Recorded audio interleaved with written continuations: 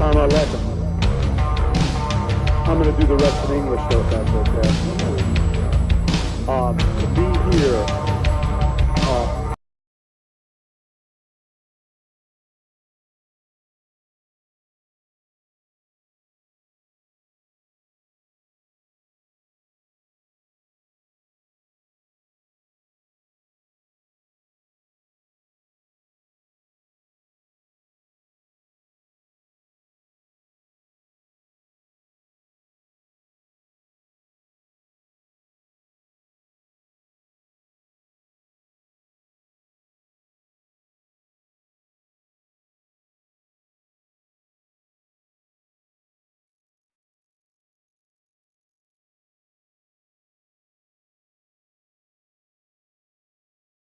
investigation, the Florida Department of Law Enforcement, and countless local public safety entities. I want to thank everyone from public safety from the bottom of my heart for your efforts out here today. The FBI and the Broward Sheriff's Office will be doing the crime scene investigation and the follow-up to this horrific incident.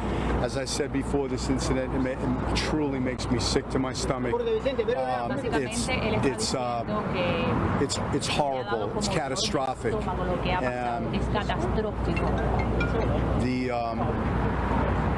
There is saddening to say that 17 people lost their lives. 12 people within the building. 2 people just outside the building. 1 person out on Pine Island Road, and 2 people lost their lives in the hospital. 17 people lost their lives. 12 people within the building. 2 people just outside the building. 1 person out on Pine Island Road, and 2 people lost their lives in the hospital. There are people that are still undergoing surgery, and just pray for this city, pray for this school, the parents, the folks that lost their lives. 5 people have succumbed to their wounds and tragically are dead. We are not releasing any information on any of the victims until we identify them, which is going to take some time, and we are able to respectfully notify the next of kin first. The investigation continues. We have area SWAT teams and the Broward Sheriff's Office SWAT team clearing the entire airport.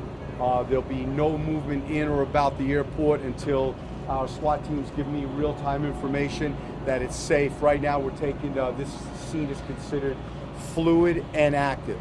We won't be, well, we have, one of the more critical pieces of information is we have the shooter in custody.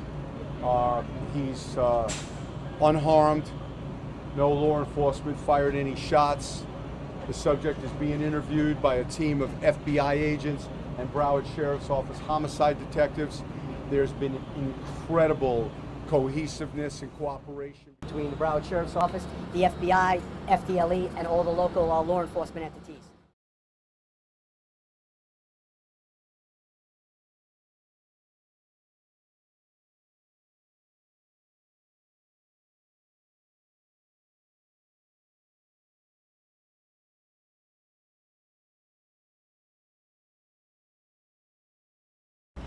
I'm going to start off by giving you a timeline and talk about the events that happened yesterday. I'm then going to introduce Peter Forcelli, the SAC of ATF, and he's going to talk about the origin of the rifle. And then lastly, you'll hear from a special agent in charge of the FBI, Rob Lasky, and he's going to expound a little bit more on the tip. Then I'll come back to the podium, we'll answer some questions. So I wanted to start out by telling you an Uber car dropped off the suspect at 2019 yesterday, 2:19 p.m. at Stoneman Douglas High School. The suspect entered the east stairwell, that's building 12, with a rifle inside a black, soft case. The suspect exited the stairwell, pulled the rifle out of the case. At 2:21 hours and 33 seconds, the suspect readied his rifle and began shooting into rooms 1215, 1216, 1214.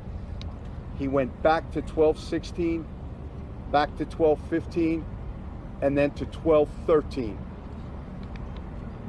The suspect then took the west stairwell to the second floor and shot one victim in room 1234 on the second floor. The suspect then took the east stairwell to the third floor. He dropped his rifle and backpack, ran down the stairs. He exited building 12 and ran towards the tennis courts, and then took a southbound turn on foot. The suspect crossed fields and ran west, along with others who were fleeing, and tried to mix in with the group that were running away, fearing for their lives. The suspect arrived at the Walmart store. He bought a drink at the Subway and then left the Walmart on foot. The suspect went to McDonald's, sat down for a short period of time. This was at 3:01 p.m. and he left on foot. At 3:41 p.m., 40 minutes after he departed from the McDonald's, the suspect was detained at 4700 Wyndham Lakes Drive in Coral Springs. By an officer from the Coconut Creek Police Department. He was taken into custody without incident.